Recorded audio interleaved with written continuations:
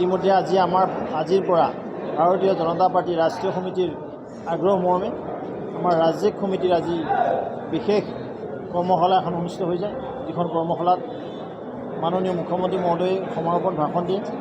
আৰু এই কৰ্মশালাত আমাৰ ৰাজ্যিক প্ৰভাৰী হৰীশ দ্বিবেদী ডাঙৰীয়া আৰু আমাৰ সদস্যতা অভিযানৰ প্ৰমুখ পল্লৱ লোচন দাস ডাঙৰীয়াৰ উপস্থিতিত এই সভাখন অনুষ্ঠিত কৰা হয়, য'ত আমাৰ ত্ৰিপুৰা প্ৰদেশৰ প্ৰভাৰী প্ৰাক্তন সাংসদ ৰাজদীপ ৰয় ডাঙৰীয়া উপস্থিত থাকে।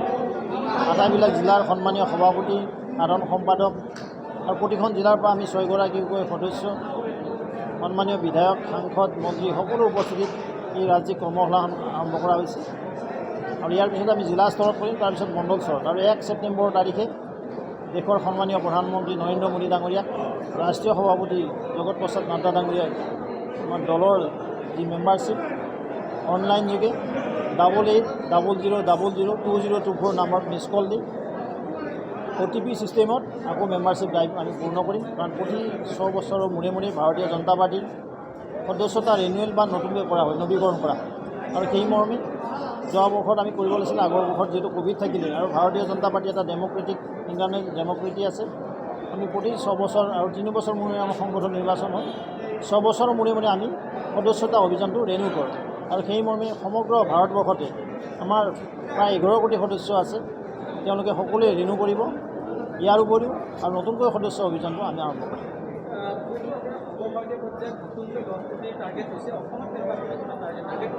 আমাৰ টাৰ্গেট ইতিমধ্যে আমাৰ যিমানখিনি আছে আমি সেইখিনি গোটেই ৰিনিউ কৰিম।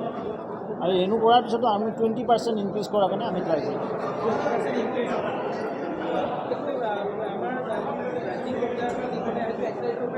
1 তাৰিখৰ পৰা আৰম্ভ হ'ব। 1 তাৰিখে মাননীয় প্ৰধানমন্ত্ৰী ডাঙৰীয়াক দিয়া হ'ব, 2 তাৰিখে আমাৰ ইয়াত মাননীয় মুখ্যমন্ত্ৰী মহোদয়ক আমি সদস্যতা দিম। আৰু গোটেই সমগ্ৰ ৰাজ্যতে আমাৰ যিসকলক আমি দায়িত্ব দিছোঁ তেওঁলোকৰ জৰিয়তে এই সদস্যতা অভিযানটো আৰম্ভ কৰা হয়। হয়, যিটো আমি ডিভাইচ কৰিছোঁ, য'ত আমাৰ এণ্ড্ৰইড মোবাইলে কভাৰ নকৰে, য'ত মানে নেটৱৰ্কৰ প্ৰব্লেম থাকে, সেই লগত আমি পত্ৰক যোগে অৰ্থাৎ আমি এইটো হাৰ্ড কপিৰ জৰিয়তে কামটো কৰিম। একচুৱেলি আমাক ৰাষ্ট্ৰীয় সমিতি দিব লেটেষ্টলি, তাৰপিছত আমি গম পাম।